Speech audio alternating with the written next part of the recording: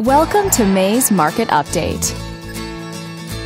Let's take a look at residential real estate activity in your area during the month of May. The number of active listings was up 14% from 1 year earlier and down 2% from the previous month. Even so, buyers still enjoyed a greater selection of homes today than they did 1 year ago. As you can see, the median listing price for the month was just under $200,000. Compared to last year, the average number of days that units spent on the market before being sold was up 14%. This higher number of days may signal a slowdown in the local inventory turnover rate.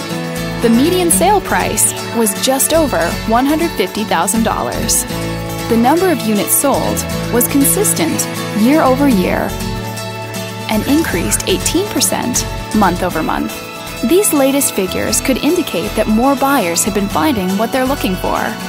Thanks for watching. We hope you use this information to make smart, informed decisions in your upcoming real estate transactions.